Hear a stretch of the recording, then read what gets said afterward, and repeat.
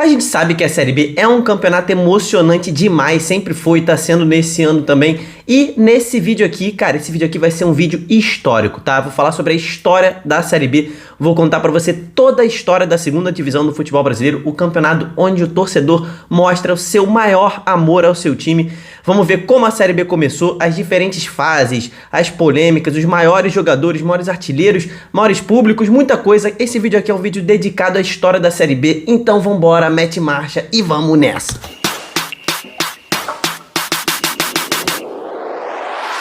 Fala, torcedores e torcedoras fanáticas e fanáticos, o meu nome é Diogo Cunha e eu sou um torcedor apaixonado por futebol, exatamente igual a você. Seja muito bem-vindo ao Torcedorismo. Esse aqui é um canal onde a gente ama e fala sobre futebol brasileiro. Aqui você vai encontrar histórias, vai encontrar as análises do momento de cada time do nosso país. Aqui a gente vai falar sobre Série A, Série B, Série C, Série D, Libertadores, Sul-Americana. Onde tem time brasileiro, a gente tá lá. Então, se você ama o nosso futebol brasileiro, se inscreve aqui embaixo no nosso canal, porque nesse momento a gente tá rumo à meta gigante de 20 mil inscritos. É uma meta difícil, mas eu sei que vocês são bravos e a gente vai chegar lá. A Série B do nosso Campeonato Brasileiro de Futebol já tem mais de 50 anos de história e lá onde tudo começou, cara, tudo era muito diferente, tá? A Série B foi criada junto com o Campeonato Brasileiro da Série A lá em 1971, né? Oficialmente pela CBF, tá? Era uma tentativa de democratizar o calendário do futebol brasileiro. Por quê? Porque muitos times só jogavam campeonato estadual durante o ano e não tinham mais nada para fazer no resto dos meses, né? Então foi criada a Série B, segunda divisão do nosso campeonato, em 1971, que tinha o seu primeiro formato. A primeira vez que a Série B foi disputada tinha 23 times disputando o título e eram duas fases. A primeira fase, os times eram divididos em grupos. O campeão de cada grupo avançava para a fase seguinte, onde tinham jogos de mata-mata, tá? Ida e volta para definir os semifinalistas e quem passasse da semifinal, obviamente, fazia a final, disputava o título. O primeiro campeão desse ano, o primeiro campeão da história da Série B foi o Vila Nova, mas o Vila Nova de Minas Gerais, time que hoje em dia está sem divisão, né? Depois a Série B voltaria a ser disputada em 1972, no ano seguinte o campeão acabou sendo Sampaio Corrêa e foi disputada no mesmo formato de 1971, tá? Entre os anos de 1973 e 1979, a Série B não foi disputada. Isso porque o Campeonato Brasileiro ainda era uma completa bagunça, tá? Aquilo lá, naquela época, o futebol era profissional, mas amador ainda, né? O Campeonato Brasileiro da primeira divisão tinha 1 zilhão de times, cara. Mas sem sacanagem com você, cara. Tinha edição que tinha mais de 100 clubes na década de 70, tá? Era muita gente disputando, então não tinha gente pra jogar a Série B, né? Tava todo mundo na Série A. O calendário era muito inchado. A partir de 1980, na década de 80, a Série B voltou a ser organizada, né? Depois de não ter sido organizada entre 73 e 79, na década de 80 a Série B voltou a ser organizada depois que a primeira divisão começou a sofrer algumas readequações, menos times disputariam a Série A, então a Série B começou a se fortalecer, entendeu? Porque a CBF começou a ficar sem dinheiro para bancar tanto time na Série A, né? Viagem para cá, viagem para lá e leva árbitro e leva todo mundo. Enfim, começou a dar ruim para a CBF, então ela começou a tentar diminuir a galera na Série A e começou a fortalecer a Série B. A Série B passou a ser chamada de Taça de Prata, enquanto a Série A seria chamada de Taça de Ouro. Naquela época, os times que disputavam a Taça de Ouro ou a Taça de Prata, eles eram escolhidos de acordo com os seus desempenhos nos seus respectivos campeonatos estaduais.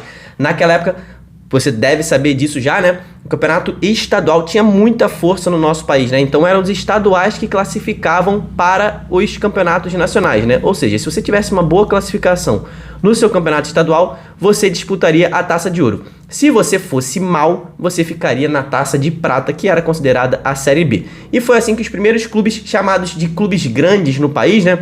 Ou a galera do Clube dos 13, foi a primeira vez que eles disputaram a Série B, né? Palmeiras e Corinthians foram os primeiros clubes chamados grandes, dos grandes centros urbanos do nosso país, né? Do Clube dos 13, que jogaram a segunda divisão do nosso futebol, foi a Taça de Prata, e eles foram os primeiros clubes a serem rebaixados, né? Inclusive foi nessa edição de 1982, né? Em que o Corinthians disputou, o Palmeiras também, que a maior goleada da história da Série B foi aplicada e ela pertence ao Corinthians, meu irmão. O Corinthians meteu 10-1 no Tiradentes, é um time do Piauí que existe até hoje. Inclusive foi campeão piauiense recentemente, em 2021. Você que é do Piauí, tá ligado nisso com certeza, né? Mas o Piauí, o Tiradentes carrega esse recorde negativo, né? Sofreu a maior goleada da história da Série B. E de 1980 até 1985, a Taça de Prata contava com os times que não iam bem nos estaduais, certo? Vamos recapitular aqui. Quem não ia bem nos estaduais, jogava a Taça de Prata. Porque a classificação da Taça de Ouro era da seguinte forma: 44 clubes disputavam a primeira divisão. 13 estados do Brasil tinham direito a uma vaga através do seu campeonato estadual, né? Eram os campeões, né? Foi assim que os estados definiram que seriam as suas vagas. Os campeões desses 3 estados iriam para a Taça de Ouro. 7 estaduais do Brasil davam vaga aos seus campeões e aos seus vices, então 7 estados tinham 2 vagas, campeão e vice do seu estadual. Então até esse momento aqui a gente já tem 27 classificados para a Taça de Ouro das 44 vagas, né? O Rio de Janeiro tinha 5 vagas, eram os 5 melhores times do campeonato estadual, e São Paulo tinha 6 vagas no seu estadual. Agora a gente tem 38 times classificados. 2 vagas eram reservadas para o campeão do ano anterior da Taça de Ouro e também para o vice-campeão. Então, campeão e vice-campeão tinham vaga assegurada no ano seguinte. Então, fechamos 40 clubes. Mas, Diogo, você falou que eram 44 times. O que está acontecendo? Pois é, meu amigo. Rolava ali uma safadeza nessa época. Safadeza não, era a época que o futebol era, né? Era dessa forma. A galera da Taça de Prata podia conseguir o acesso no mesmo ano. Ou seja, os 4 melhores times da Taça de Prata, que era disputada em 82... né? Eles poderiam disputar também a Taça de Ouro, né? Os 4 melhores disputavam a Taça de Ouro. Então, por isso que o Corinthians acabou jogando tanto a Taça de Prata quanto a Taça de Ouro em 1982.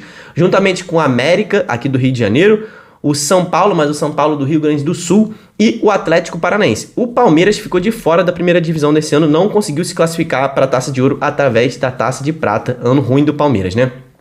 Na década de 80, a Série B ainda não era uma competição 100% oficializada como segunda divisão, né? Tanto que a edição de 86 foi praticamente um torneio paralelo, foi um apêndice da Série A, né? A Série B funcionou como se fosse uma pré-Série A, sabe a pré-Libertadores? Foi como se fosse uma pré-Série A nesse ano aí, né? Mais descaradamente do que tinha sido nos anos anteriores, que, pô, esse negócio de classificar pro mesmo ano na Série A já me parece um pouco pré-Série A, né? Mas em 86 não teve nem campeão, meu irmão, foi descarado. A segunda divisão tinha 36 clubes divididos em 4 grupos. Os 4 melhores de cada grupo jogariam a primeira divisão, que começaria logo depois, né? A Taça de Ouro. Em 87, esse aqui a gente precisa destacar nesse vídeo, a gente tem uma curiosidade, né? Inclusive, a torcida do esporte sabe bem do que eu tô falando. Todo mundo deve saber do que eu tô falando, né? Mas o Brasileiro de 87 merece um vídeo só sobre ele. Tem muita coisa pra falar sobre 87. Se vocês quiserem um vídeo sobre 87, comenta aqui embaixo que eu explico com riquezas de detalhes pra você, tá? Mas basicamente, em 87, a CBF estava tentando reduzir, desde 86, o número de times da primeira divisão. Lembra que eu falei que lá, no início de 80, a CBF já estava ficando mal da grana e estava querendo reduzir. Em 86, isso bateu feio nos cofres da CBF, então em 87 ela falou assim, não dá, temos que reduzir o número de times, não tem mais dinheiro para bancar, porque já tinha inchado de novo a primeira divisão, já estava com mais ou menos 80 times em 86, né, contando a Taça de Prata e a Taça de Ouro, então a CBF estava em crise tanto política quanto financeira e não conseguiu diminuir o número de times na primeira divisão. Lógico que muitos clubes não aceitariam isso, né, pô, você disputou a primeira divisão no ano anterior, imagina, hoje em dia, são 20 clubes na primeira divisão, aí ano que vem a CBF decide falar assim, não, agora são só 10. Aí do nada 10 clubes vão ser rebaixados, óbvio que muita gente vai brigar, né? Foi o que aconteceu lá em 87, então os clubes acabaram vencendo essa queda de braço e a CBF falou assim, meu irmão, então eu sou incapaz de organizar esse campeonato, se resolvam aí. Então o Clube dos 13 se formou, né? Era o clube dos times com maior torcida naquela época no Brasil. E o Clube dos 13 resolveu formar a Copa União, em que seria um campeonato só entre eles. Só os 13 clubes disputariam aquele campeonato, mas eles resolveram chamar 3 convidados também, ficariam 16 clubes na primeira divisão. Lógico que muitos clubes que tinham direito de ficar na primeira divisão falaram assim, meu irmão, só porque a minha torcida não é tão grande quanto a de vocês, eu não vou poder jogar a primeira divisão, mas peraí, pô, fui campeão ano passado, o Guarani foi campeão em 86 e não tinha vaga na primeira divisão. Começaram a brigar, e briga entre clubes, e os clubes botando a CBF no meio, então a CBF resolveu entrar de volta nessa organização, né? Entrou de volta na jogada, conversou com o Clube dos 13, tentou articular ali um campeonato com 32 clubes, o Clube dos 13 não aceitou, CBF insistiu, e até que o Clube dos 13 cedeu, tá? Costurou um acordo ali entre CBF e Clube dos 13, e a primeira divisão teria 2 módulos. Esse foi o acordo feito entre Clube dos 13 e CBF. 2 módulos. O módulo verde, que era composto pelo campeonato do Clube dos 13, né, os 13 de maior torcida e mais 3 clubes convidados, e o módulo amarelo, que eram os outros 16 times que tinham direito ali através do ranking da CBF. Esses 2 módulos, verde e amarelo, formavam a primeira divisão. A segunda divisão tinha mais módulos, que é o que importa mais pra gente aqui nesse vídeo atual, né, rapaziada? Vamos focar na segunda divisão nesse vídeo aqui. Sobre 87 ali, toda a disputa entre Sport e Flamengo, a gente fala em outro vídeo se vocês quiserem, né? A segunda divisão tinha 2 módulos só para ela. O módulo azul, ou troféu Heleno Nunes, e o módulo branco, ou troféu Rubem Moreira. Essa era a segunda divisão. A partir de 1990, a CBF voltou a organizar o Campeonato Brasileiro sozinho, mudou o nome e finalmente deu início oficialmente ao Campeonato Brasileiro da Primeira Divisão e o Campeonato Brasileiro da Segunda Divisão. E agora, finalmente, a formação desses campeonatos não seria mais escolhida através de ranking, de time com maior torcida, de resultado no estadual. Seria escolhido, esses campeonatos seriam escolhidos de acordo com o desempenho no ano anterior, né? Que é assim hoje em dia, né? Se você tiver direito, se você for bem nesse ano, você garante a sua vaga no ano que vem. Se você for rebaixado, você joga a segunda divisão. E assim se tornou a partir de 1990. Nos anos 2000, a gente teve outra vez, né? Bem no ano 2000, tá cravado ali, anos 2000, mudança do milênio. A gente teve a Copa João Avelange, muito parecida com a Copa União. Outra vez tiveram divisões em módulos, o módulo azul, que era a primeira divisão, o módulo amarelo, que era a segunda divisão, aí tinha o módulo verde e o módulo branco. Mas a Copa União, cada um desses módulos, quem fosse bem em cada um desses módulos, iria por uma fase final em que disputaria o título. Então, assim, era como se fosse um super campeonato brasileiro. Todas as séries. Imagina você hoje em dia botar Série A, Série B, Série C, Série D, e todo mundo tem o direito de ganhar essa super taça. Essa era basicamente a Copa João Avelange. O que importa pra gente nesse vídeo aqui foi o módulo amarelo, que tinha 36 clubes, era o chamado módulo da segunda divisão. Eram 36 clubes divididos em 2 grupos, cada um com 18. Cada grupo classificou os seus 8 primeiros para um mata-mata e, depois desse mata-mata, os 3 primeiros colocados do módulo amarelo se classificariam para essa fase final da Copa João Avelange que eu falei para vocês, né? Ou seja, o campeão e o vice do módulo amarelo e o vencedor da disputa pelo 3º lugar do módulo amarelo, que foi o Remo, inclusive. O São Caetano foi o campeão do módulo amarelo, o Paraná ficou em segundo e o Remo foi o 3º. Inclusive, o São Caetano, que foi para a fase final, acabou sendo o grande vice-campeão, né, daquela temporada. Perdeu para o Vasco a final, né? Também teve um trelelê danado aquela final.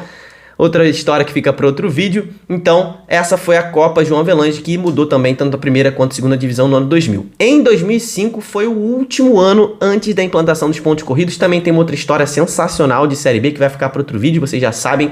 É a Batalha dos Aflitos, jogaço, jogo muito famoso entre Náutico e Grêmio. E aquela foi a última vez que a Série B não foi disputada nos pontos corridos. Então, a partir de 2006, a Série B chegou ao seu formato que ela tem hoje. 20 clubes jogando em turno e retorno, 38 rodadas, os 4 primeiros sobem, os 4 últimos descem para a Série C. Então vamos aos números históricos da Série B. Uma curiosidade que me chamou a atenção, eu não tinha essa noção, tá? Vou ser sincero com vocês, que nenhum clube na história da Série B conseguiu levantar 3 vezes a taça, meu irmão. Times que já conquistaram a Série B 2 vezes. O Botafogo aqui do Rio de Janeiro ganhou em 2015 e 2021, o Bragantino ganhou em 89 e 2019, o América Mineiro ganhou em 97 e depois em 2017. Palmeiras venceu em 2003, 10 anos depois ganhou de novo em 2013. Goiás ganhou em 99 e 2012. Curitiba ganhou em 2007 e 2010. O Paysandu ganhou em 91 e 2001. Paraná venceu 2092. E o maior campeão dos pontos corridos na Série B é Botafogo e Coritiba, tá? São esses 2 times nos pontos corridos, cada um venceu 2 vezes, como eu já falei aqui pra vocês. A maior campanha da história dos pontos corridos da Série B pertence ao Corinthians de 2008. O Corinthians fez 85 pontos, terminou com aproveitamento de 74%. Ninguém superou esse campeonato de pontos corridos do Corinthians. O melhor ataque da era dos pontos corridos pertence à Portuguesa. Portuguesa de São Paulo de 2011, marcou um total de... Meu irmão, impressionante isso aqui, 82 gols em 38 jogos, dá uma média de 2,5 gols por partida. A melhor defesa dos pontos corridos é a da Chapecoense 2020, que só tomou 21 gols em 38 jogos, uma média de meio gol por jogo aproximadamente, ali arredondando um pouco os números, né? Todos esses 3 times que eu falei aqui foram campeões, respectivamente, nos seus anos da Série B. Corinthians em 2008, Portuguesa em 2011 e Chapecoense em 2020. O top 5 artilheiros da história, Série B. Em quinto vem Neto Baiano, que fez 61 gols em 199 jogos na Série B. Ele jogou por Paulista, Ponte Preta, Vitória. Foi no Vitória que ele fez mais gols, né? Jogou no CRB ainda, no Sport e no Criciúma. Em quarto vem o Alessandro, que também tem 61 gols, mas ele fez em 105 jogos, né? Então menos jogos, média maior, então ele fica na frente, fica em quarto. Ídolo do Ipatinga, Alessandro meteu 26 gols pelo Ipatinga, jogou ainda por América Mineiro, por lá ele fez 15 gols. E em terceiro lugar vem o Elton que fez 69 gols em 207 partidas, disputou a Série B por Santo André, por Vasco, Vitória, ele é andarilho, né? Jogou ainda no Ceará, Figueirense, Sport, Cuiabá, e está aqui na terceira posição de maiores artilheiros da história. Na segunda posição vem um atleta que está jogando hoje, a Série B hoje. Léo Gamalho já tem 77 gols, jogou já por Barueri, Asa de Arapiraca, Ceará. O Léo Gamalho, esse aqui é andarilho de verdade, tá? Asa de Arapiraca, Ceará, Santa Cruz, Bahia, Goiás, Criciúma, CRB, Curitiba e atualmente ele joga pelo Vitória, já meteu 5 gols nessa Série B, que já entraram nessa conta de gols que eu falei pra vocês. E o maior artilheiro da história da Série B até hoje é o Zé Carlos, ex-centroavante, que marcou 92 gols em 178 jogos pela Série B. Ele começou pelo América de Natal, passou por CRB, Portuguesa, Criciúma. Criciúma é o time que ele fez mais gols, foram 47 pelo Criciúma. E ele foi artilheiro 2 vezes em 2 edições diferentes da Série B, em 2015 pelo CRB e em 2012 pelo Criciúma. O maior artilheiro em uma única edição de Série B foi Bruno Rangel, meteu 31 gols em 34 jogos, meu irmão, jogando pela Chapecoense. O cara meteu quase 1 gol por jogo nessa Série B, que é isso, cara? Jogou muito. Nunca ninguém na Série A conseguiu marcar mais do que 30 gols, né? Desde que os pontos corridos foram implementados com 20 clubes. Inclusive, o recordista da Série A tem 26 gols. Foi o Germancano ano passado jogando pelo Fluminense, em 2022. Bruno Rangel, que é o maior artilheiro de uma única edição da história da Série B, infelizmente foi uma das vítimas do acidente com o avião da Chapecoense. Ele faleceu em 2016 e que Deus o tenha, né? Os 5 maiores públicos da história da Série B, meu irmão. Em quinto colocado, Bahia 1, Goiás 2, em 1999 na Fonte Nova com 64.327 pessoas presentes. Em quarto colocado vem o jogo do Santa Cruz 2, Portuguesa 1, 2005 no Arruda com 65.023 pessoas presentes. Em terceiro lugar vem o jogo Atlético Mineiro 2, América de Natal 2, no Mineirão em 2006 com 74.694 pessoas. Na segunda posição vem o Vasco da Gama, que meteu 4-0 no Ipatinga no Maracanã. 79.636 pessoas estavam presentes lá em 2009. E na primeira posição também vem o Vasco 2009, época que o Maracanã tinha maior capacidade, né, antes dessas reformas que destruíram o estádio.